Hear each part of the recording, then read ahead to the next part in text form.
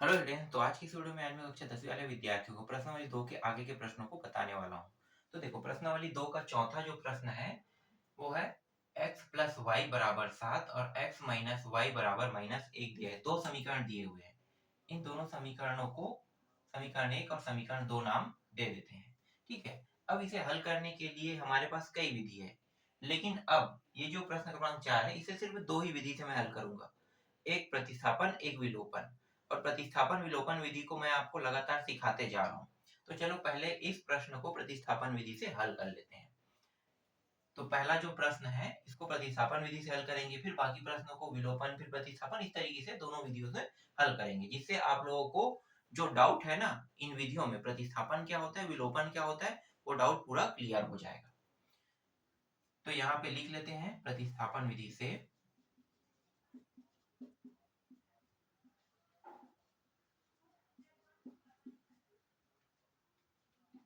समीकरण 1 से।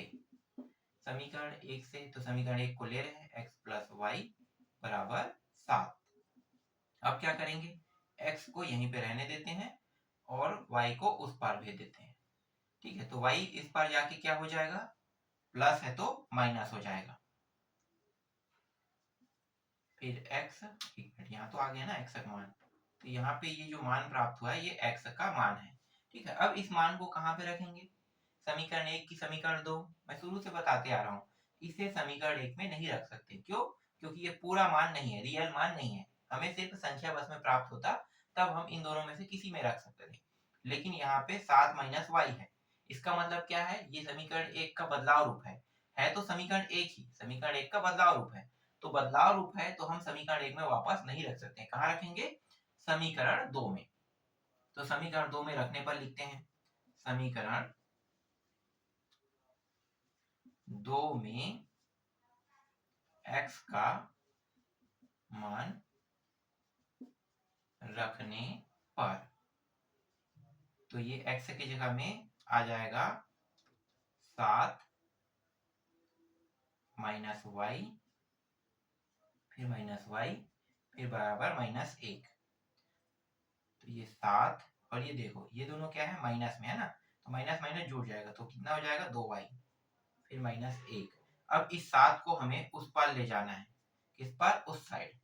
तो देखो पहले से क्या है, यहाँ पे माइनस 1 और ये उस साइड जाके क्या हो जाएगा, ये भी माइनस, तो यहाँ पे बचेगा माइनस 2y, फिर माइनस 1, फिर माइनस 7।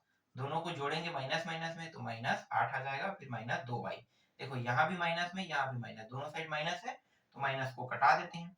और 2 जो है y के साथ गुणा है, तो y के साथ गुणा है तो ये जो 2 है ये उस साइड जाके क्या करेगा, 8 को भाग करेगा, 2 एकम 2 चौके, तो y का मान कितना आ गया, 4 आ गया। ये समझ में आया, y का मान कितना प्राप्त हुआ, 4। अब इस y के मान को कहाँ पे रखना है, तो यहाँ पे एक और खंड कर देता हूँ। ठीक है, y के मान को कहाँ पे रखना है, तो इस y के मान को, अब आपके पास दो ऑप्शन है, समीकरण 1 समीकरण 2। अब किसी में भी रख लो क्योंकि ये पूरा मान है, y का एक अंक में देखो मान आ गया ना, एक अंक मतलब नंबर में मान आ गया है, तो y के मान को अब कहीं पे भी रख लो। तो y के मान को मैं समीकरण 1 में रखता हूँ, तो यहाँ पे लिख लेता हूँ समीकरण 1 में y का मान रखने पर x प्लस वाई का मान कितना है, 4, बराबर इस साइड कितना है, 7, तो x। अब उसको उस पार भेज देते हैं, किसको, 4 को। तो 4 को जब मैं उस पार भेजूंगा तो यहाँ पे क्या है, प्लस, तो इस साइड आके क्या हो जाएगा, माइनस, फिर x बराबर इसको घटा दो तो 3। तो x का मान कितना है, 3, और y का मान 4। यही क्या है, ये आपके पहले प्रश्न का उत्तर है। देखो पहला प्रश्न बहुत ही आसानी से बन गया। चलो अब दूसरा देखते हैं। अभी मैंने प्रश्न को प्रतिस्थापन विधि में बनाया ना, अब इस बार विलोपन विधि में बनाते हैं। ठीक है, दूसरा प्रश्न, 2x प्लस वाई बराबर 8 दिया हुआ है, ये यहाँ पे समीकरण 1 रहेगा। फिर x माइनस 2y बराबर माइनस 1 दिया है, ये आपका समीकरण 2 रहेगा। ठीक है, अगर हल्का सा भी यहाँ पे मैं गलत लिख देता हूँ प्लस प्लस माइनस में, तो उत्तर जो है वो गलत आएगा, इसलिए थोड़ा ध्यान से इसको देखना है और ध्यान से हल करना है, ठीक है। अब इस बार के प्रश्न को देखो, ये तो प्रतिस्थापन विधि था। अब इस बार के प्रश्न को किसमें हल करना है? विलोपन में। तो यहाँ पे लिखना पड़ेगा विलोपन विधि। देखो जो भी डाउट है प्रतिस्थापन विधि में, विलोपन विधि में, दोनों आपको एक साथ दिखाई दे रहे हैं, तो जो भी डाउट है यहाँ से क्लियर हो जाएगा। अब विलोपन विधि में हल करते हैं तो सबसे पहले हमें क्या देखना होता है? सामने के दोनों x को देखना होता है। जब तक के दोनों सामने के x बराबर नहीं हो जाता तब तक के हम किसी भी प्रश्न को विलोपन विधि से हल नहीं कर सकते। तो करेंगे क्या? देखो यहाँ पे x है, यहाँ भी x है, ठीक है, सामने में दोनों में x है, समीकरण 1 समीकरण 2 में, तो ये x तो दोनों का समान है, ठीक है। अब देखते हैं इस x के साथ 2 का गुणा है, लेकिन इस x के साथ 2 का गुणा नहीं है, तो क्या करेंगे? इस x के साथ पूरे पद में 2 का गुणा करेंगे, तभी तो बराबर होगा ना। यहाँ भी 2 है, यहाँ भी 2 मुझे चाहिए, तभी मैं इसे आगे हल कर पाऊंगा। तो मैं यहाँ पे लिखूंगा समीकरण 2 में, ठीक है, ये कौन सा समीकरण है? 2 है। समीकरण 2 में कितने का गुणा करूं? 2 का, तो यहाँ पे 2 आ जाएगा ना, 2x। तो समीकरण 2 में 2 का गुणा करके क्या करेंगे? घटाएंगे कि जोड़ेंगे? देखो ये भी प्लस में, ये भी प्लस में, दोनों प्लस में है, तो क्या करेंगे? घटाएंगे, करके घटाने पर, ठीक है। और घटा क्यों रहे? क्योंकि ये जो दोनों है बराबर लाने के बाद इन दोनों को कटा देना है ना, मतलब इसको 0 के बराबर लाना है, तो दोनों कट जाएगा, फिर y बचेगा, तो आसानी से y का मान निकल जाएगा। इसीलिए विलोपन विधि में जब भी हम किसी प्रश्न को हल करते हैं तो जिन मानों को बराबर करते हैं उन मानों को 0 लाना जरूरी होता है। तो समीकरण 2 को हल करते हैं, तो देखो समीकरण 2 में पूरा 2 का क्या करें? गुणा, तो ये हो गया 2x, फिर 2 दूनी 4y, ठीक है। यहाँ पे देखो 2 का गुणा पूरे पद में हो रहा है, तो 2x ये हो गया, फिर 2 का गुणा इसके साथ भी, 2 दूनी 4y हो गया, फिर बराबर, और फिर 2 का इसके साथ भी, तो -2, इस तरीके से। अब समीकरण 1 को क्या करेंगे? समीकरण 2 में 2 का गुणा करके, और यहाँ पे एक चीज मैं लिखना भूल गया था, समीकरण 1 में घटाने पर, ठीक है, ये लिखना भूल गया था, तो यहाँ पे मैंने लिख दिया ऊपर में घटाने पर। अब समीकरण 1 को उतार दो, 2x प्लस वाई बराबर 8, ठीक है। घटाएंगे, देखो यहाँ पे कौन सा चिन्ह है? प्लस था, तो चिन्ह क्या हो जाएगा? बदल जाएगा, माइनस। यहाँ पे क्या है? प्लस है, तो घटाएंगे तो क्या हो जाएगा? ये भी माइनस। यहाँ पे देखो, यहाँ पे कौन सा चिन्ह है? प्लस है, घटाएंगे तो ये भी माइनस। अब देखो ऊपर का मान प्लस है, नीचे का मान माइनस, तो ये क्या हो गया? 0, ठीक है। मैंने बताया ना विलोपन विधि का यही नियम है कि हमें उन्हीं पदों को देखना है जिनको हमने बराबर किया है, तो बराबर करने वाले पद को हमें क्या करना होता है? 0 लाना होता है। तो देखो जब हमने हल किया तो इसका मान कितना आ गया? 0। अब बचेगा क्या? सिर्फ y, तो y का मान अब आसानी से निकाल सकते हैं, तो ये भी माइनस में, ये भी माइनस में, तो ये जुड़ जाएगा, तो 5y हो जाएगा। ये भी माइनस में, ये भी माइनस में, तो ये भी जुड़ जाएगा, तो -8 और 2 कितना हो गया? 10 हो जाएगा। देखो यहाँ भी प्लस, यहाँ भी प्लस, तो दोनों साइड के प्लस को काट देते हैं, तो बचेगा क्या? 5y बटा 10 बचेगा। अब 5y जो है वो इसके साथ किस फॉर्म में? गुणा के फॉर्म में, तो y बस को यहीं पे रहने देते हैं,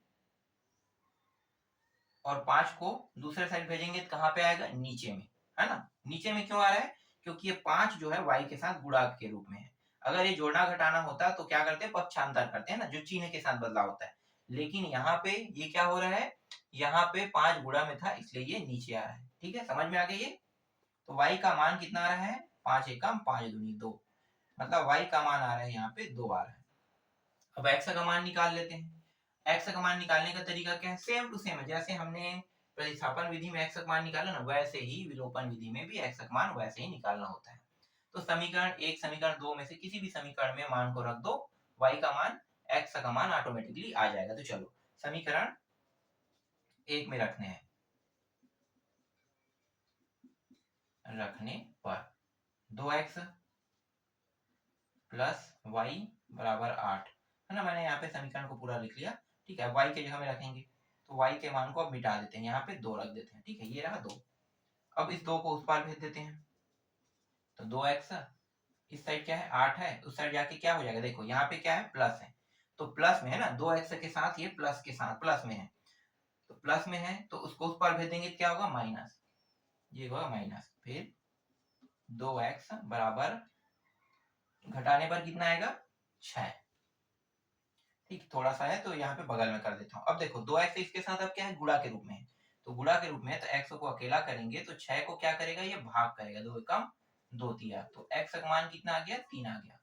तो इस तरीके से देखो विलोपन विधि में जब मैंने प्रश्न को हल किया तो x बराबर 3 और y बराबर 2 जो है वो प्राप्त हो गया। जब आपका एग्जाम होगा वार्षिक पेपर का तो उस समय ये कह सकता है कि आपको किसी प्रश्न को प्रतिस्थापन विधि बस में बनाना है या किसी प्रश्न को कह सकते हैं विलोपन विधि में। तो यहाँ पे मैंने दोनों विधियों को बता दिया है कि प्रतिस्थापन विधि कैसे हल होता है, विलोपन विधि कैसे हल होता है। इसके बाद जो तीसरा प्रश्न है इनको आप लोग खुद बना के देखना। चौथा प्रश्न देखने में थोड़ा सा कठिन लग रहा है इसलिए मैं चौथा प्रश्न को बता देता हूँ। ठीक है, तो चौथा प्रश्न देख लेते हैं। चौथा प्रश्न को मैं विलोपन विधि से बताऊंगा। ठीक है, इसे मिटा देते हैं, इतना में हो जाना चाहिए। इसको बनाना चाहो तो आप लोग प्रतिस्थापन विधि से भी बना सकते हो और बनाना चाहो तो आप विलोपन विधि, तो विलोपन विधि तो मैं ही बता रहा हूँ। तो चौथा 7x करनी दिया हुआ है ना, फिर 11y इस तरीके से, फिर बराबर 0, ये रहा आपका समीकरण 1। फिर 3x माइनस 5y बराबर 0, ये रहा आपका दूसरा समीकरण। ठीक है, दो समीकरण यहाँ पे ले रहे हैं। अब आपको किसमें बनाना है, विलोपन विधि में, है ना। प्रतिस्थापन में अगर बनाना चाहो तो बना सकते हो, मैंने बताया वैसे ही बनेगा, तो इसे मैं विलोपन में बता देता हूँ क्योंकि आप लोग ज्यादातर विलोपन विधि को पूछते हो। विधि, ठीक है, विलोपन विधि से देखते हैं। तो विलोपन विधि में करते क्या है, सामने के दोनों को बराबर करते हैं ना। तो यहाँ पे देखो, यहाँ पे x है, यहाँ पे x है, दोनों जगह x है, x तो बराबर है, लेकिन यहाँ पे 3 है, यहाँ पे 7 है, दोनों बराबर नहीं है, तो करेंगे क्या, ये समीकरण 1 में करनी 7 दिया, समीकरण 2 में करनी 3 दिया है, तो ऐसे में हम क्या करेंगे कि ये जो करनी 3 है इसका गुणा इसके साथ करेंगे समीकरण 1 में, और जो समीकरण 1 में करनी 7 दिया है इसका गुणा करनी 3 वाले मतलब समीकरण 2 में कर देंगे, तभी तो सामने के दोनों पद बराबर होंगे ना। तो ऐसे ही करते हैं, तो यहाँ पे हमें बताना पड़ेगा समीकरण 1 में कितने का गुणा, समीकरण 1 है तो ये करनी जो है इसका गुणा करेंगे, 1 में करनी 3 का गुणा, तथा समीकरण 2 में ये जो करनी 7 है इसका गुणा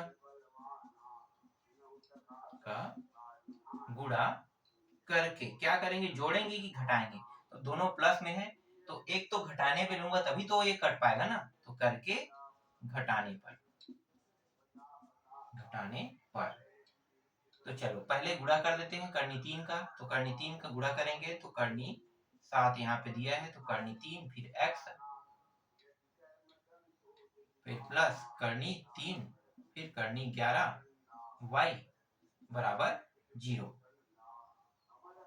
फिर यहाँ पे करनी 3 है और x, तो करनी 7 का यहाँ पे गुणा कर रहे हैं तो करनी 7, ठीक है, इस तरीके से बराबर हो गया, देखो दोनों पद बराबर हो गया, फिर माइनस, फिर करनी 7, फिर करनी 5y, ठीक, और इसके साथ भी 0 गुणा होगा तो 0 हो आएगा, तो इस तरीके से। ठीक, अब घटा देते हैं, तो घटाने पर देखो ये जो है प्लस था, घटाने पर ये क्या हो जाएगा, माइनस, ये माइनस है वो प्लस हो जाएगा, और यहाँ पे ये तो 0 वाला है तो यहाँ पे घटाने का कोई मतलब ही नहीं होगा चिन्हों का, है ना। तो यहीं पे हल कर देते हैं, देखो ये दोनों सेम टू सेम है, कट गया, इसका मान कितना आ गया, 0। अब ये दोनों प्लस में है, ठीक है, दोनों मान प्लस में, तो दोनों मान प्लस में है तो इसको हल करते हैं, तो ये हो जाएगा, अगर अंदर लेके हल करेंगे 11 और इनको, तो इनका क्या हो जाएगा, 11 बाईस 11 33, और ये कितना हो जाएगा 35, ठीक है।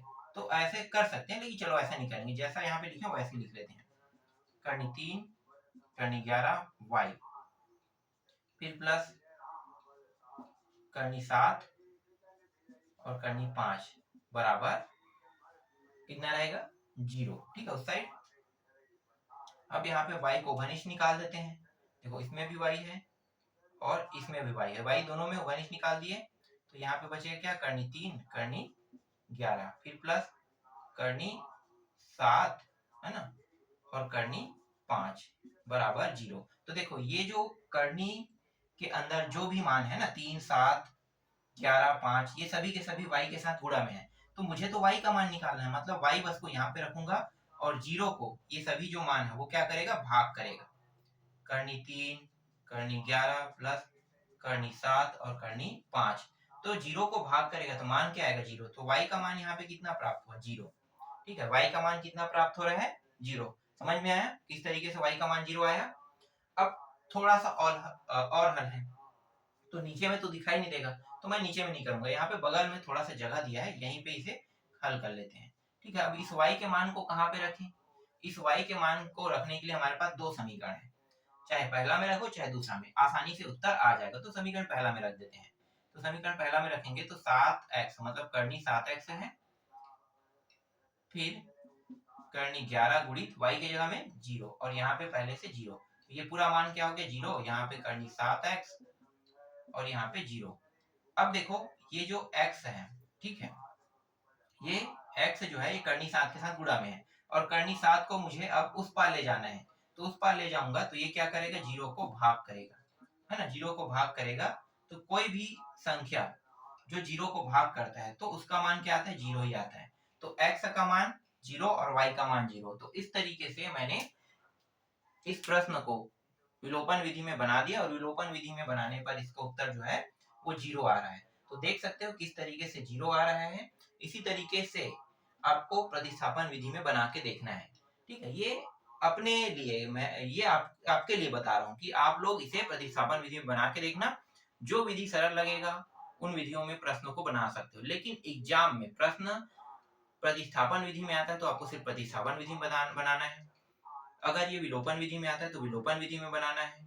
समीकरण निकाय विधि से आता है, समीकरण निकाय विधि में बनाना है। तो अभी मैं समीकरण निकाय विधि को ज्यादा नहीं समझा रहा हूँ, क्योंकि समीकरण निकाय विधि जो है वो प्रश्नावली 3 में है, तो प्रश्नावली 3 के प्रश्नों को समीकरण निकाय विधि से हल करना है। तो 2 के प्रश्नों में मैंने सिर्फ 2-3 प्रश्नों में बताया है, जिससे आप आसानी से उन प्रश्नों को सीख सकते हो। फिर आगे जब मैं प्रश्नावली 3 को बताऊंगा तब मैं समीकरण निकाय को बहुत ही बारीकी से आपको बताऊंगा। तो अभी प्रतिस्थापन और विलोपन विधि को अच्छे से सीखो और समझो, क्योंकि सारे प्रश्न प्रतिस्थापन और विलोपन विधि में इस प्रश्नावली में दिए हुए हैं। तो आज की वीडियो में बस इतना ही। बाकी जो बचा हुआ है ना, 4 के बाद कौन सा प्रश्न आएगा, 5वां 6वां ना, तो उनको मैं आपको नेक्स्ट वीडियो में बताऊंगा।